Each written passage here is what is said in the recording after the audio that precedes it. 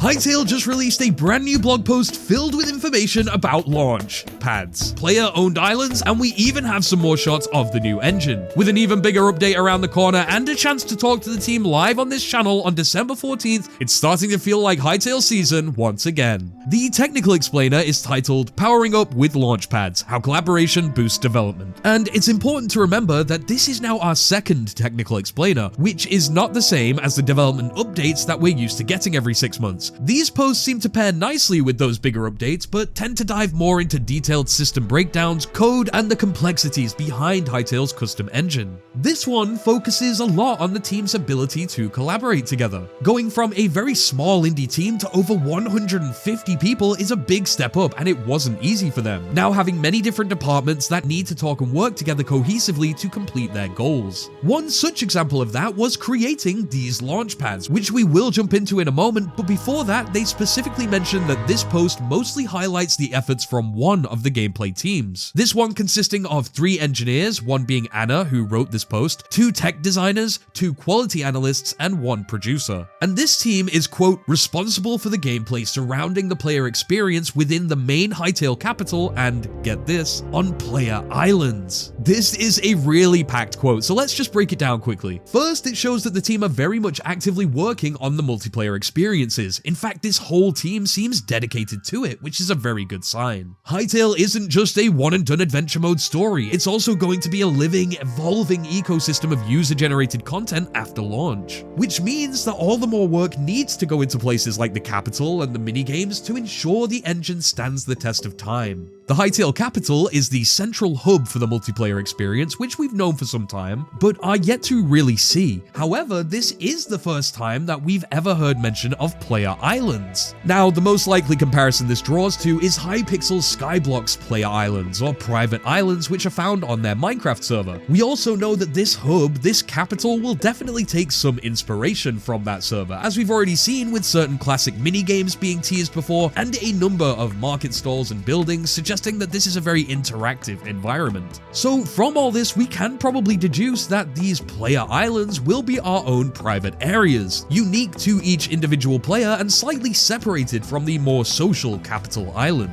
We're definitely going to be able to do things like build and expand on these islands, but I wonder what other purposes they're going to serve. For a long time now, I really hoped that the capital would have some kind of housing system, as is the case with many social hubs across many different games, but an island is even more freeing. You're not necessarily limited to a plot size or a certain style. I imagine you'll be able to teleport to it at will, invite other players, and even show off your creations there, whether they're just builds or maybe something more complex. Like, for example, you may be able to display achievements and trophies here, artifacts or limited edition items that you've collected from different events, and as Hytale won't actually require you to go out of the client to download any mods, this may also be a location where you can advertise or actually sell your own assets, such as items, mods, textures, or even full-blown adventure map experiences. I do just wonder how much more Skyblock will influence the capital, if there will be recurring NPCs, different quests to follow, and potentially even ways to compete or farm with other players. As it is Hypixel Studios, I have no doubt that they're considering all of that, and in my opinion, it could be the coolest aspect of the game if done right. Surely though, we're going to have to wait for an entire blog post dedicated to the capital, because there's just so much to explain between the social features, minigames, and now player islands too. Whenever we get that drop, I know at that point we'll be gearing up for much bigger news. Now, back to those jump pads. The blog post goes on to say, quote, early points of contact for a new feature are not just about getting clarity, but also about answering the question, why? From this conversation, we can all trust then that we're working towards the same goal, a place to start iterating for an excellent feature for the game. We then get to see an in-game shot of this very launch pad. It is important to note, by the way, that the look and animations probably aren't final. It's still all work in progress, as is normal with Hytale at this point. To simplify things a little bit, launch pads are an actor or object in the world with a trigger collider. Basically, when objects, such as players, overlap with this trigger, aka they collide, then an event is activated and applied to the target, which of course can be customized. In the case of a launch pad, this sends the object flying through the air share in some sort of way. Now, I know you're probably sat there thinking, that sounds super basic, and so did the team. I mean, loads of games have launch pads. They could just do it like them, right? But this is what makes Hypixel Studios a good development team. They decided to look inward, asking team members, speaking in weekly huddles, and preparing a board that helped them plan the physics, API requirements, and all of the different variables. And they do this with all their features too, by the way. This is just one example. Don't get angry thinking that they've spent the last 6 months just making a launchpad, because that isn't the case.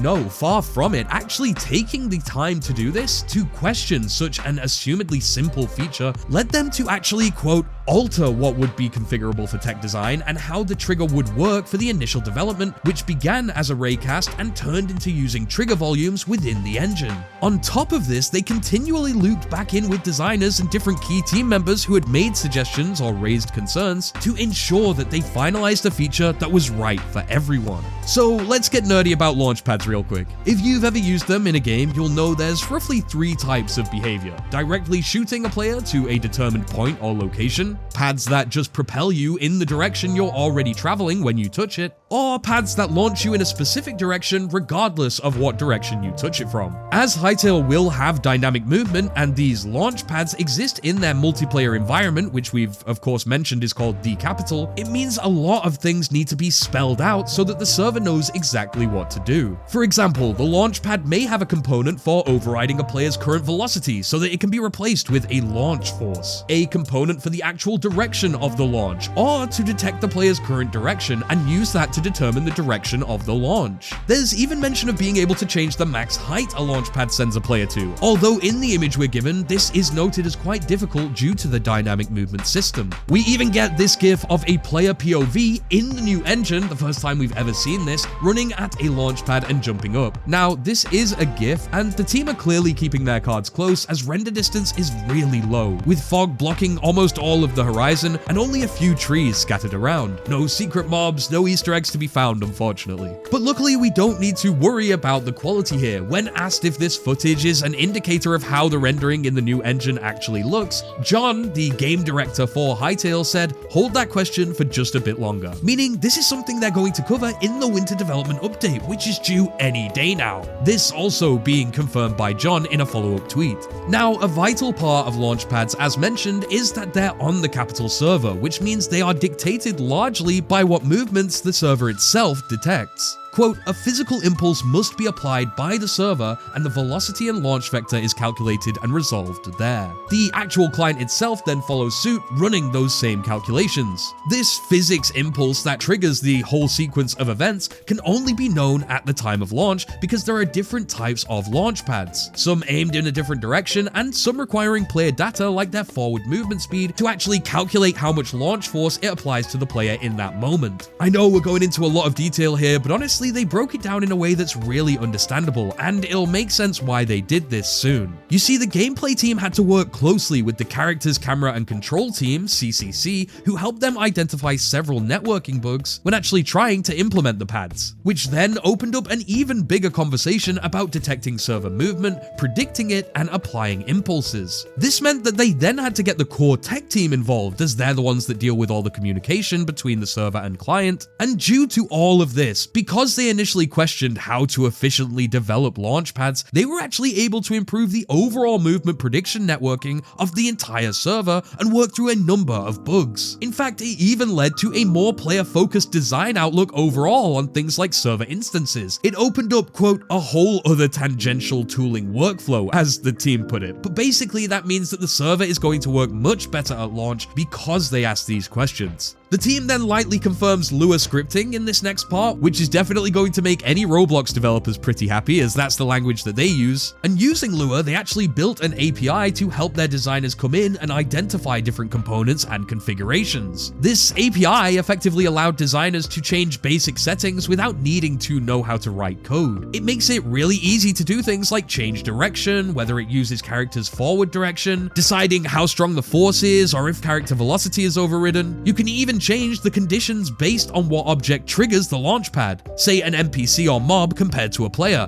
and if there's a specific location to shoot the target towards. We actually get a glimpse at how you'll be able to customize these things yourself, as we are going to have all of the tools that the team are using at our disposal too. Quote, an early perspective for the scripting and configurability was not just to support tech designers and creatives on the team, but also to support players who will one day use these functions themselves. You see, the team's designers have been able to make use of this in all sorts of ways, for example in minigames using actual launch pads, or even just using the launch actor function without needing to place an actual launch pad there. I'm sure you can imagine how being able to manipulate these variables would actually help create a bunch of cool experiences around the capital. Quote, in the context of this feature, we thought deeply about all the ways players may want to use launch actors in their world. We had so many discussions about making sure players could build and create in Hytale in the same ways Hypixelians do. I'm assuming Hypixelians here is the name the team uses for their own team members. But again, this shows just how much the team are considering the players in their development approach. They know the very tools and game editors they are using will be in our hands, and so they're actively pursuing ways to improve it as they continue making the game. So in reality, this technical explainer is a bit of a cautionary tale. Launch pads are a perfect example of a feature that could have been simply overlooked, but instead created opportunities for collaboration and cross-department work. All of this wouldn't have actually happened if they didn't take the time to think about what team members would be working on the feature, like who is going to use it, and how to then talk to those people directly and get feedback before even writing a single line of code. The team closed by saying, "We look forward to seeing how launch pads are implemented by players in new and exciting ways and make use cases of their own. And in return, we'll continue to use this collaboration to continue to iterate and create new player-focused tooling features in Hytale." There's no doubt we'll be hearing more from the Hytale team before the year is over, with a winter development update that will hopefully show off substantial progress and give us some really good clips and images to dig into here on the channel. Don't forget that this Saturday, December 14th, the Hytale team themselves will be stopping by to talk and answer questions for a while during our charity stream, Hytale Thankmas. It's actually our 5th year running this event with over 70 contributors and creators from the community. We have animations, interviews, custom minigames, even an entire custom server to play on while we're live, with some insanely cool rewards for if you donate too. Last year we had 3D printed Hytale mob figures and baskets with custom goodies inside. I can guarantee you that if you're a Hytale fan, that this year is going to be 10 times cooler and very much worth attending, even for you skeptics out there. Subscribe to get notified about the stream. We're almost at 70k, so this will help a lot, and as always, stay safe and keep free.